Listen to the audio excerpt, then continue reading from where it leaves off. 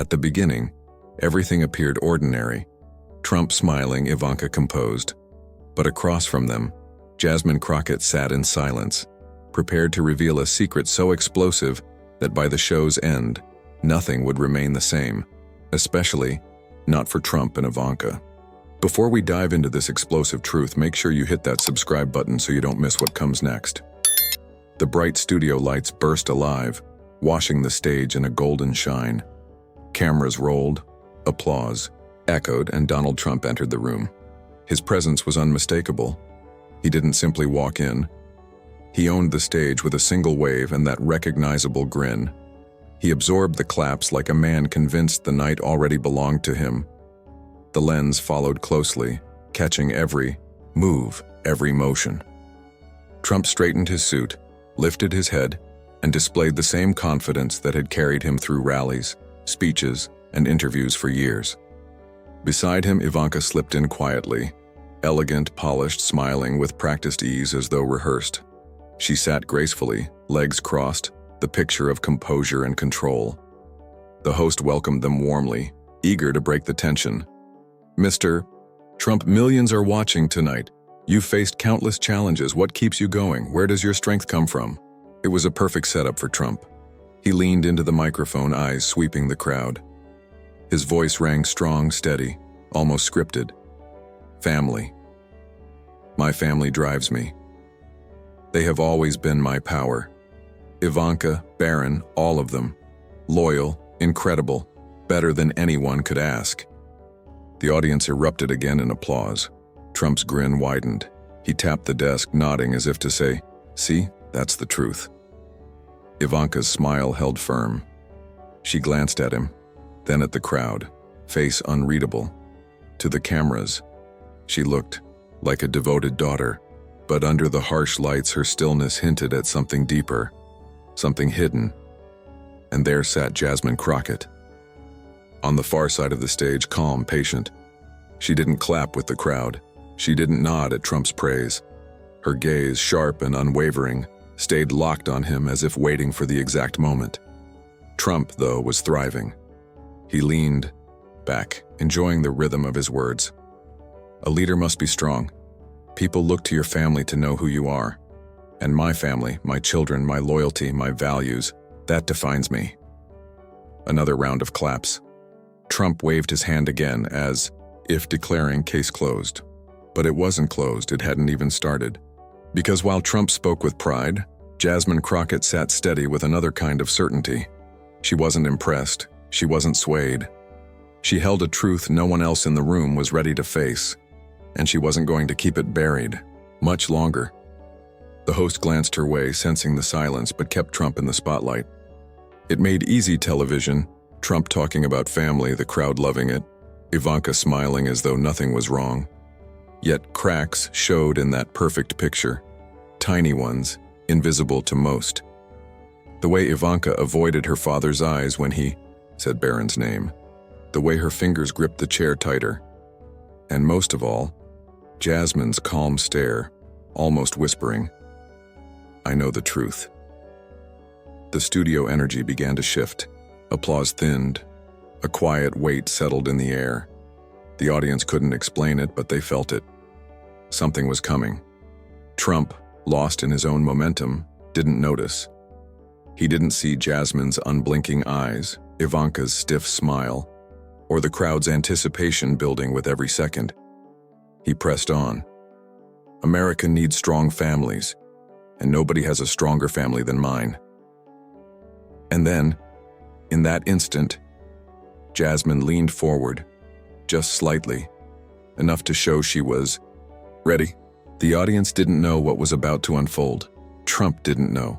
Ivanka probably did, which is why she stayed frozen. But Jasmine knew. And the revelation she was about to unleash would turn Trump's proud words into the spark that set fire to everything. The claps were still fading when Jasmine Crockett finally leaned in. Until then, she had been motionless, hands resting on the table, eyes locked on Trump. The host was about to pivot to another subject when Jasmine's voice sliced the air, calm, direct, commanding. "Mr. Trump," she began, her tone steady, but impossible to ignore. You speak often about strength, about honesty, and about your family defining you. But the truth is, that story isn't as honest as you make it sound. The studio fell silent. Nobody thought she would speak that way. Not live on television. Trump blinked, caught off guard for a moment, but quickly regained himself. He leaned in, eyes narrowed at her. "Excuse me, my family is the strongest. Everybody knows that. Don't begin with nonsense." But Jasmine stayed steady. She didn't move back.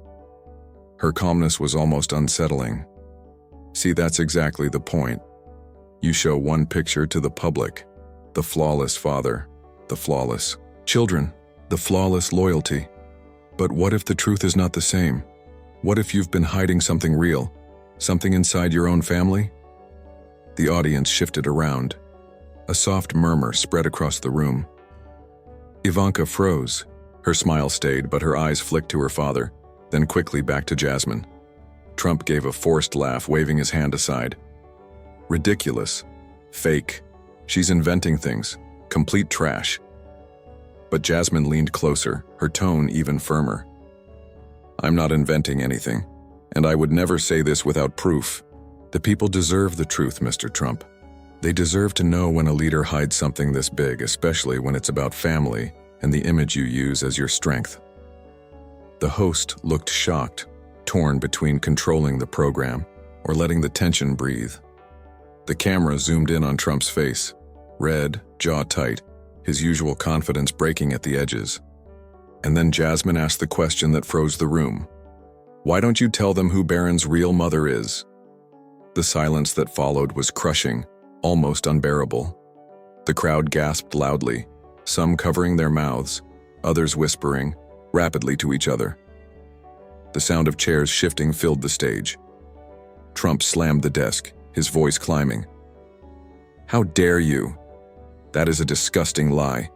You don't know what you're saying. Shameful, absolutely shameful. But the louder he yelled, the calmer Jasmine became. She didn't shout, she didn't argue. She just stared, letting his anger spill out. And then, softly but firmly, she said, "It isn't a lie. It isn't gossip. It is fact. And I have the papers to prove it."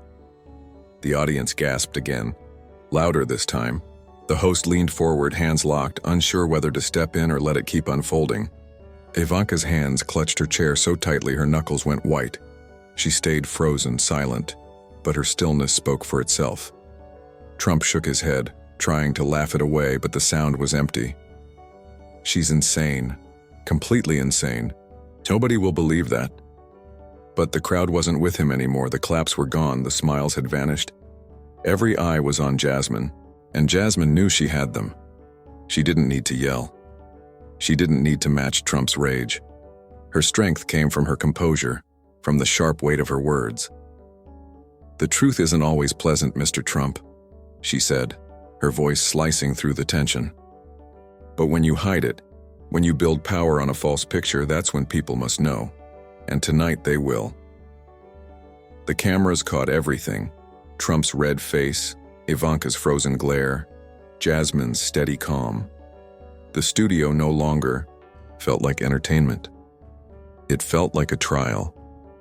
And Jasmine was laying out the first piece of her evidence. The suspense was unbearable. Everyone sensed she was about to reveal something huge. The only question was what she would expose next. The air in the studio had shifted. Moments earlier, it was filled with applause and cheers for Trump's proud claims about family. Now the space was taken over by something completely different. Pressure so heavy it felt almost solid in the air. Trump leaned in, his face flushed with rage, his palms slamming against the desk again. "This is ridiculous. You believe you can sit here and insult my family live on television? You're shameful, Jasmine. Shameful." His voice roared across the studio, but the crowd was no longer clapping. They weren't cheering, they were staring. Some bent forward, eyes widened, while others covered their lips, whispering to the person beside them. Jasmine remained motionless, her calm presence slicing through Trump's fury. She tilted her head faintly as though watching a spoiled child in mid-tantrum. Then she spoke quietly. The more you shout, the more obvious it is that you're desperate to keep this truth hidden." That statement struck like a hammer. The crowd answered with a wave of gasps. Trump shifted uneasily, glancing around as if the people had betrayed him. Then Ivanka finally reacted. Her voice, normally smooth and steady, carried a tremor. "This is lies. Complete lies. My father has always spoken the truth about our family. How dare you even suggest something so vile?" She leaned closer toward Jasmine, her gaze burning. "You're only doing this to shame us. You don't care about truth. You only crave attention." But Jasmine didn't bite.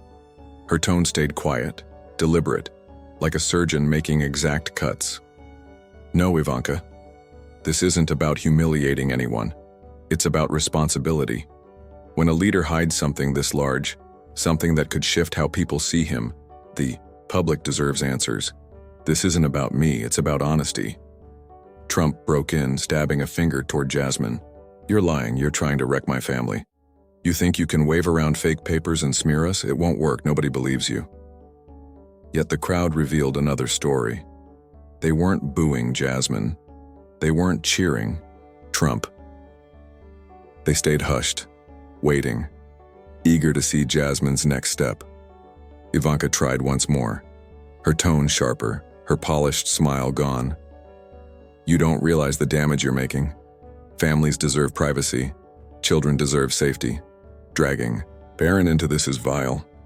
For the first moment, Jasmine's face softened. She nodded slowly, almost accepting Ivanka's words. Then she answered with steady resolve. "You're right. Children should be safe. But this isn't about Barron. It's about the lies spun around him. When a child's life is used as a shield for a politician's image, that's when truth becomes essential." The audience murmured again, louder this time. Some even clapped lightly, not in joy, but in respect for Jasmine's composure. Trump slammed the desk once more, his tone trembling with rage. "You think people care about this? They don't. They care about power, about leadership. Nobody cares about your false drama." Jasmine reclined in her chair, her calm nearly chilling against his storm. She locked eyes with him and said, "If nobody cares, then why are you so scared?" The room exploded with gasps. Even the host couldn't mask his shock. Trump froze, stuck for a beat, unable to respond. His lips opened, then closed, his usual sharp retorts gone. Ivanka, pale and shaken, placed a hand on her father's arm, trying to steady him, but her hand trembled as it touched. She sensed what was next. She felt the weight of the storm Jasmine was ready to release. Jasmine turned slightly to the audience, her steady voice carrying through the studio. "The truth is uncomfortable. It rattles the ground under the powerful. But truth is also plain. And tonight everyone watching deserves to hear it." Supported by evidence no one could deny, the audience held still, breath caught. The cameras pulled in closer. The presenter leaned closer. Trump clutched the desk's edge so hard his knuckles went pale. Ivanka sat motionless, her eyes fixed on Jasmine, silently begging her not to continue. But the moment had already passed. Jasmine controlled the room, the spotlight and the authority, just seconds away from revealing proof that would destroy everything. The studio fell quiet. Not the dull silence of boredom, but the kind that prickles across your skin.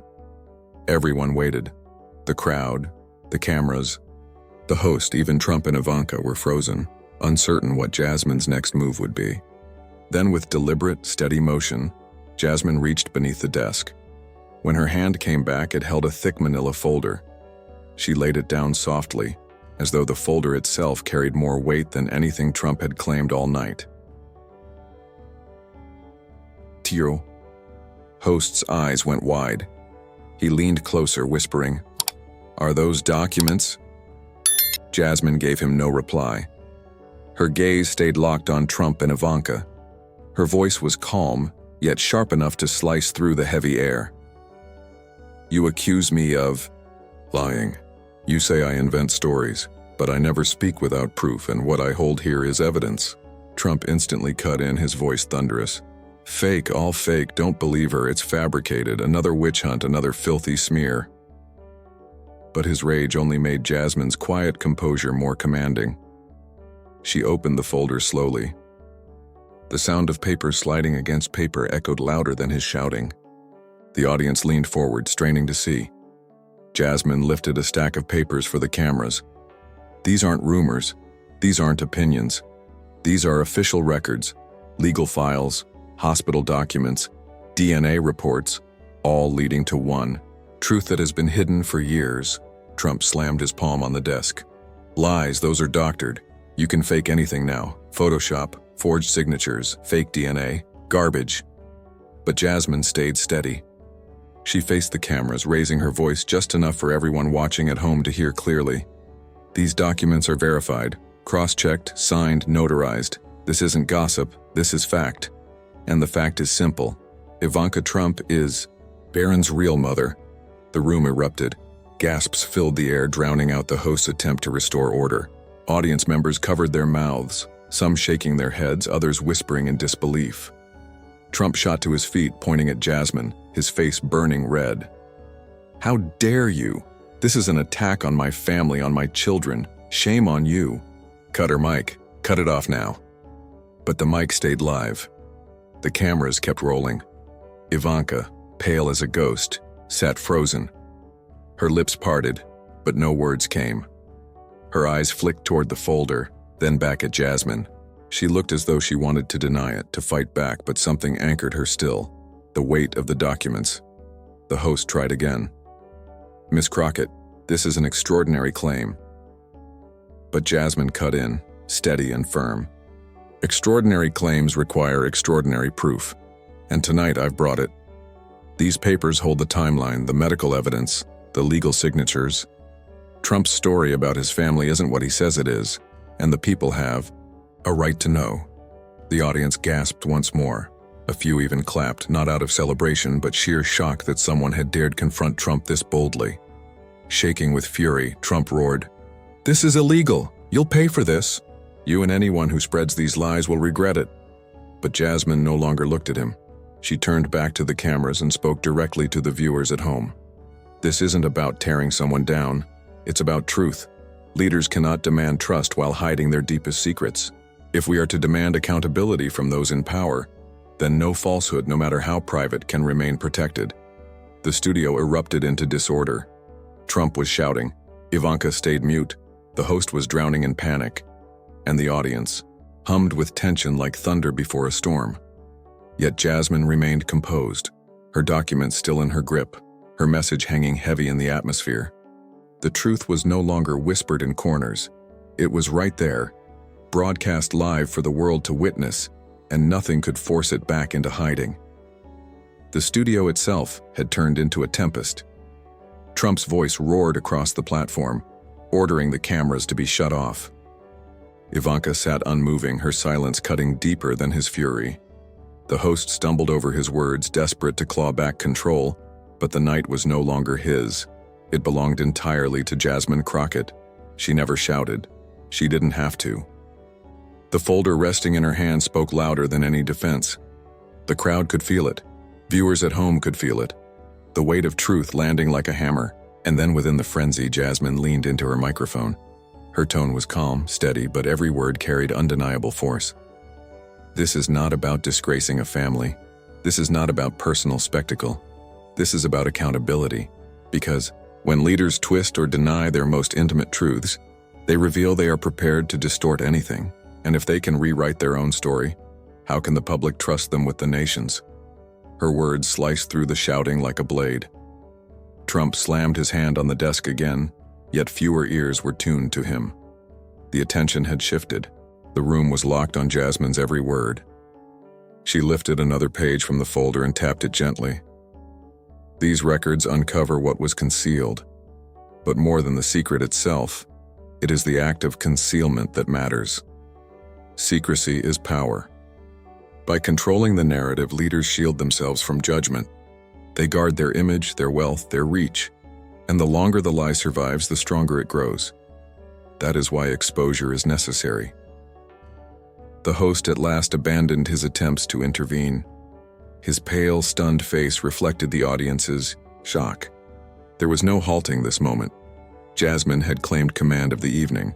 She faced the cameras directly, speaking straight to the millions beyond the screen. Ask yourselves this. Why do politicians bury these truths? Why exhaust themselves to erase family ties, rewrite private histories, and silence challengers?